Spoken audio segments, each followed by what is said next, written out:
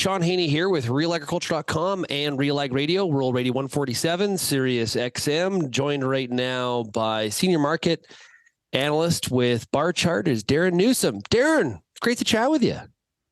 Good to visit with you again, Sean. Yeah, absolutely. Okay. Well, I guess when we talk about the markets in a week like this, it's a shortened week due to the holiday in the U.S. on the Monday. But I think everybody's just talking about the weather and how real is this weather market right now? It's very real. And what makes this one unusual, every year we see some form of a weather market. Usually, I shouldn't say every year because there's no absolutes, but most years we see some form of a weather market. This one just came earlier. Here in the U.S., we saw corn planting actually happen earlier in the season. We had beneficial weather, and so we got the crop in a little bit earlier. So it makes sense that now that it's turned dry here in May, that it has everyone's attention. The Dees corn alone has rallied $1.40 more, $1.40, $1.45 off its late May low. So it's a real thing. It's extremely volatile thing. But again, it's nothing unusual. It's again something that we should expect almost every year.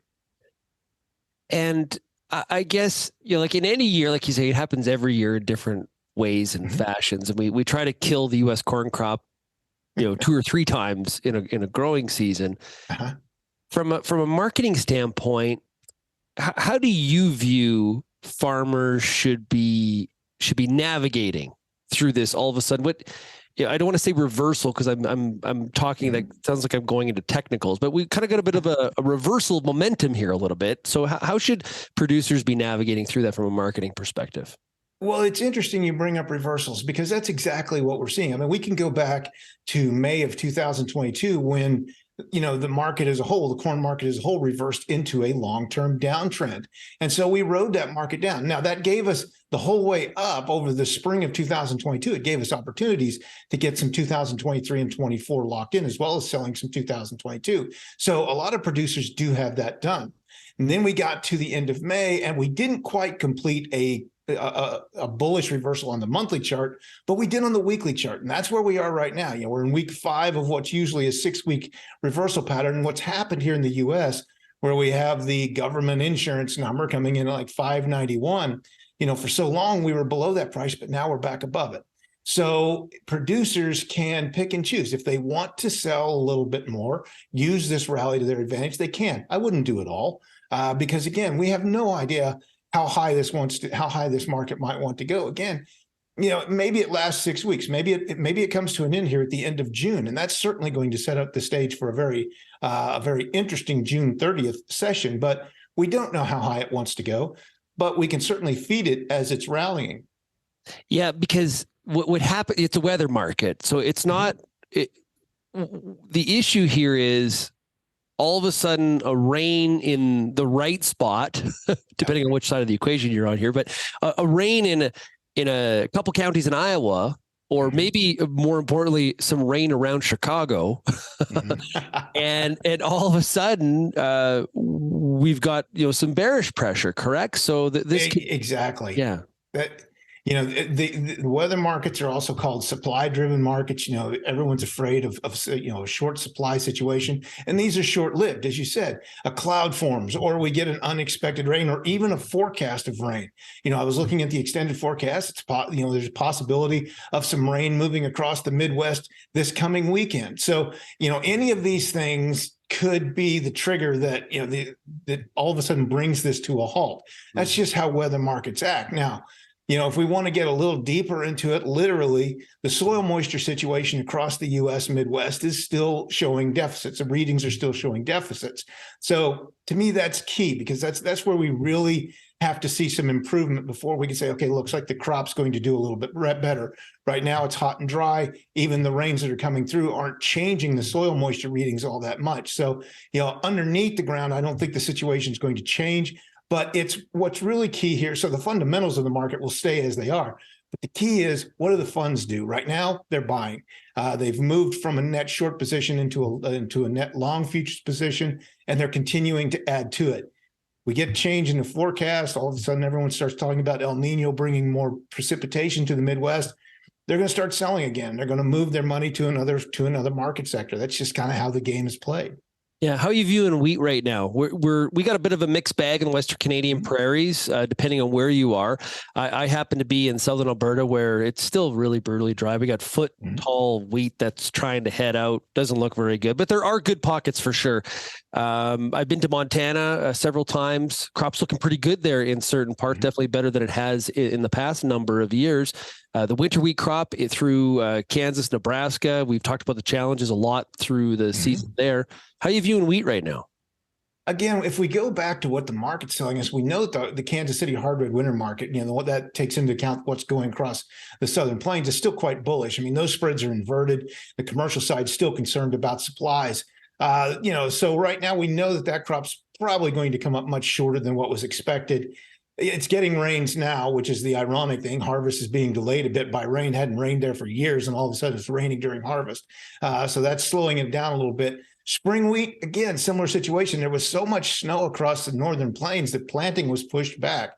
So again, we still see, if we look at the Minneapolis future spread, some bullish situations where commercial traders are concerned about the crop.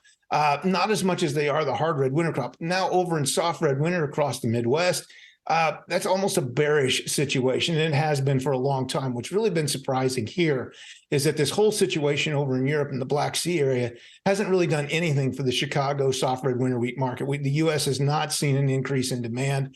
Wheat exports are still very slow. Other parts of the world have seen better crops, Australia, parts of Europe, and so on.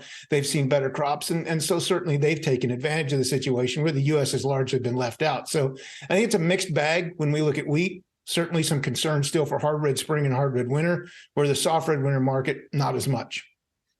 In wheat demand, you mentioned the softness in the export side of the equation. What's going on with wheat demand? What should we be watching out for there?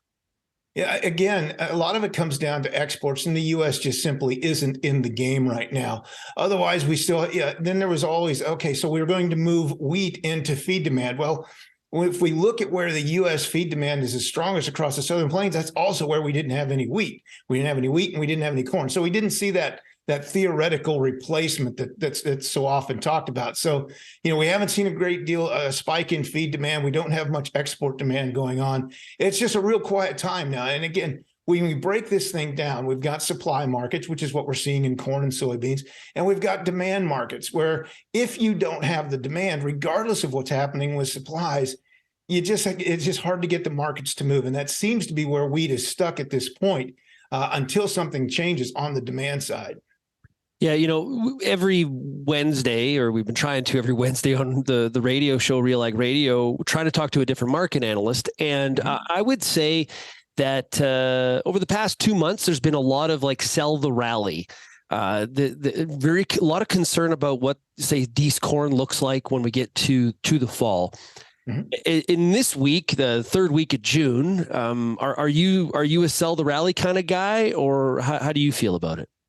If I'm taking a view as a business person, and I'm in farming as a business rather than a hobby, I'm going to sell a little bit. I'm going to sell this rally a little bit because if it probably puts the crop at a profitable level, even with increased input costs. And that's what we have to look at. Can we pay ourselves at the end of the day if we sell some corn? But I don't want to sell at all. Yeah. Again, future spreads are bullish. It's telling us that long-term, or at least intermediate-term fundamentals are still bullish, this market. And so there is still some upside potential. But we have to be careful because this thing will top out. And it will top out as soon as the weather changes and we actually see the effects of El Nino. So that'll give us a better opportunity, presumably, to get some 2023, 24. Some might even go out and look at the 25 and get some locked in off this rally. Yeah, it's not a sell it all kind of market, but it's also not a put it in the bin and just, because it's going to go up every day. That's not the reality either, like it was, say, 2 years ago. Exactly. Again, we're deep into this at this point. We do see a long-term weather change, or at least the meteorologists still that I follow still see a long-term weather change, and that's what changed the fate of Brazil. I mean, they'd gone through 2 or 3 years of lower production because of La Nina, and all of a sudden it went to El Nino, and they were rewarded with a record crop, presumably, reportedly, this past winter. So that could happen here in the United States as well. We just have to make that transition from point A to B. Yeah. Final question, Darin, I'll let you go, is oilseed demand. The veg oil market, of course, Western Canada, 20 plus million acres of canola. The soybean crop, obviously a very important staple for U.S. growers. How do you feel about the veg oil complex right now?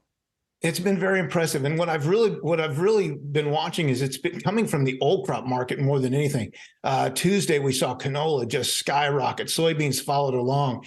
Then overnight we saw soybean meal moving higher, and soybean oil here in the U.S. kind of taking a bit of a hit. So I'm still bullish the oilseed sector as a whole. I still like the markets. I still think if we look at the spreads again across the board, they're still telling us that the commercial side's concerned. There's still very strong demand, and here in the U.S. We're still talking about increased crush demand for bean oil. Haven't really seen it play out that much, but it is supposedly coming. And, canola demand for canola oil and rapeseed oil, that's still quite strong on the global front. We're having this interview before we get the EPA announcement on our RVOs. A lot of people in the renewable diesel market, these crushers you're talking about, paying close attention to it. Whatever EPA decides here, will it have much impact on the trade? It could. Again, it could have that knee-jerk reaction to the market when those numbers come out.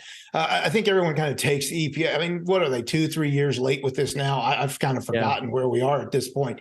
But the market, if we look at how the market's reacting, if we look at where the money's flowing, that pretty much should tell us what we can expect from any government announcement. So, we'll see what happens when the numbers actually come out. Darin Newsom of Barchart. Darin, great analysis. Really appreciate it. We got to do this more often. Really appreciate it, man. All right. Thanks so much. Enjoyed the conversation, Sean.